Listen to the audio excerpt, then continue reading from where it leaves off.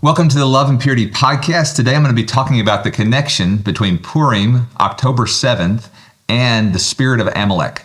So I just want to tie all these things together. So we've got Purim coming up here Thursday night. And I just want to talk about Amalek because we have Haman, the Agagite, who is a descendant of Amalek. And he is just bent on destroying the Jewish people, right, in the days of Esther. And so I want to just give some background to this and then tie in some other stories that go along with this whole idea. And October 7th, in the very beginning, just to throw this out here, is David. He is attacked by the Amalekites, and there's actually these, David's wives and children are taken hostage, right? And the people in his group there, they're taken hostage in the same place that the hostages were taken. They're right next to Gaza in Be'eri, one of the main settlements, one of the main kibbutzes where hostages were taken captive. This exact thing happened back in David's time. So just a little sneak peek at some of what I'm going to be talking about here. But yeah, starting out here, Genesis 36, verse 12, it says, "Now Timnah was the concubine of Eliphaz, Esau's son, and she bore Amalek to Eliphaz." And so here we see the first mention of Amalek. He is the grandson of Esau. And so we know Esau, he's got this envy, this jealousy towards Jacob because Jacob gets the blessing. And Esau hates him. He wants to kill him, right? And he even meets him with 400 men. And it seems that he doesn't have the best of intentions towards Jacob, but God does a miracle there and they're able to reunite. But anyway, just understanding this seed of hatred that Amalek has for Israel starts all the way back with Esau. We see Amalek come back on the scene when there's this battle. The Israelites, they've come out of Egypt, they're in the wilderness, and there's this battle with Amalek. And it says in Exodus 17, verse 16, "The Lord will have war with Amalek from generation to generation."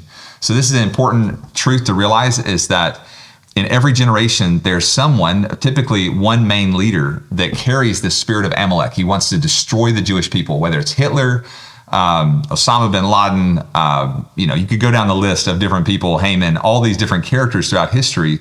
The leader of Iran right now, these people are just obsessed with this desire to destroy Israel and the Jewish people.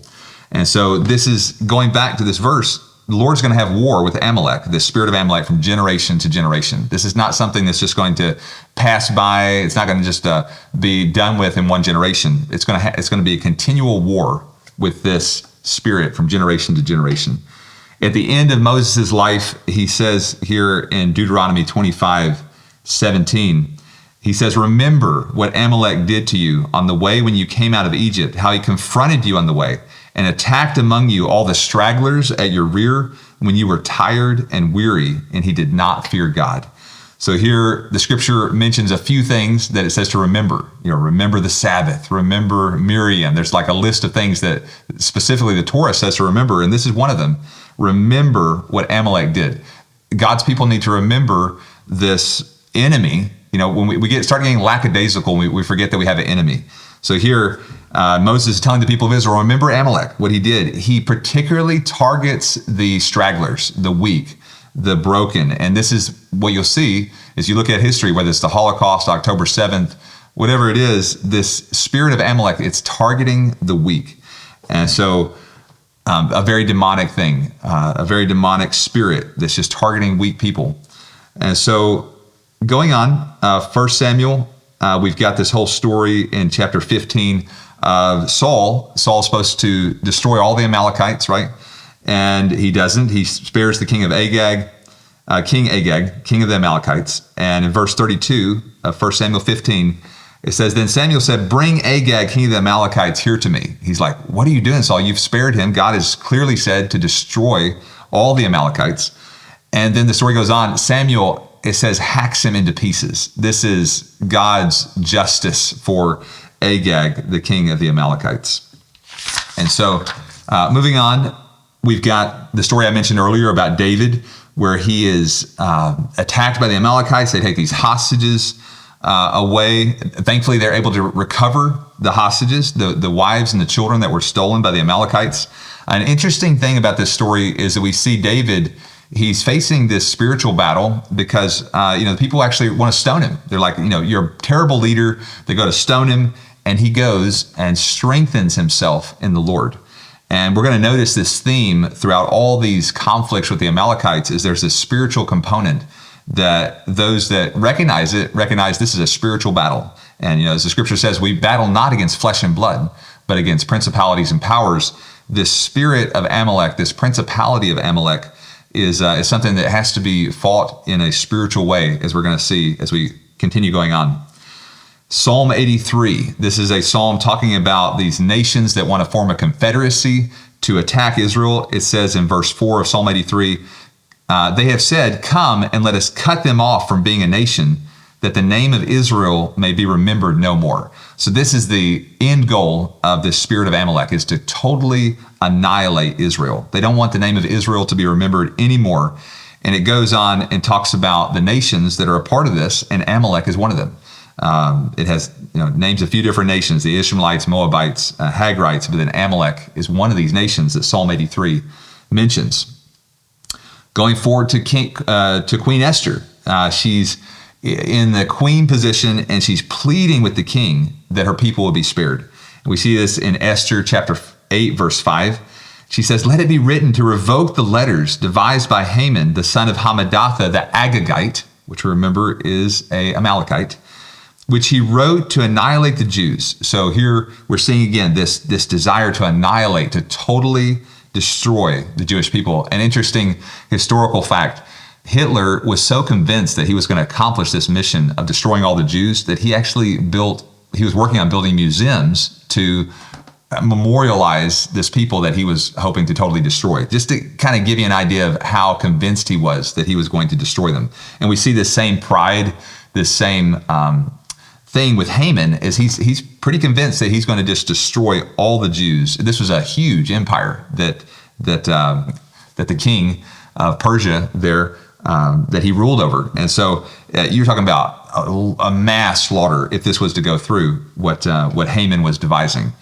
So what we see in all these different stories is that a lot of them happen at a crossroads where Israel is about to do something major, like a major watershed moment, you might say, in Israel's history, where they're going to move forward in God's purposes. And Amalek attacks right before that. And this is actually an insight. Jürgen Buehler, this is a man who runs the ICEJ. This is the International Christian Embassy in Jerusalem. But he had this article that I was just picking this. I was just really amazed to see this truth that Amalek always attacks before a major victory for Israel. So we see this with Jacob, that he's crossing over to meet Esau, and he's entering into Israel with his family. He's been over with Laban, but he's entering into Israel with his family, and he's encountered by these 400 warriors that Esau is meeting with. He's really afraid. He's thinking, Esau's just going to wipe us out, but thankfully God steps in. And there's this encounter with God that happens right before he meets Esau.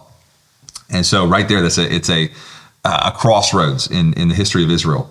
At Sinai, Israel's about to encounter God at Mount Sinai, receive the Ten Commandments, and this is right before that happens is when Amalek attacks Israel. And you have the whole story of Moses. He's holding his hands up, and Aaron and Hur on either side holding up his hands.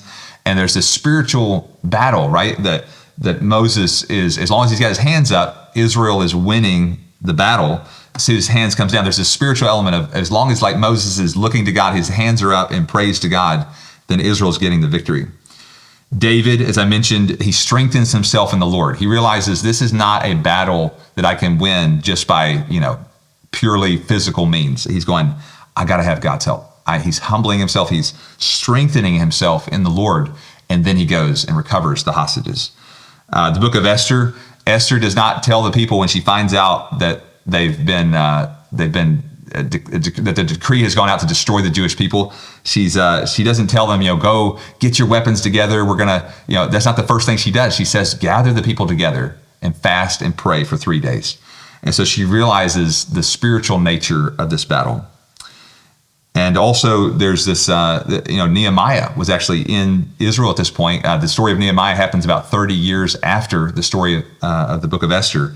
And so had Haman been successful in his attempts to annihilate the Jews, then Nehemiah would have been killed, which then the walls of Jerusalem would not have been rebuilt. And so just a lot of different things. Amalek is always trying to thwart the plan of God for Israel particularly.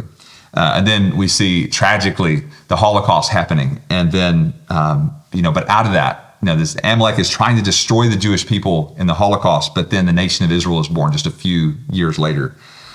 So the big question is October 7th happens, and there's this major a spirit of Amalek, this horrendous attack against Israel, the Jewish people. What is God going to do in the days ahead? I believe it's going to be amazing. It's going to be, I think, there's going to be hard parts, but it's also going to be, just like we see throughout history, there's going to be an amazing fruit that comes, that God's going to bring Israel to a glorious place.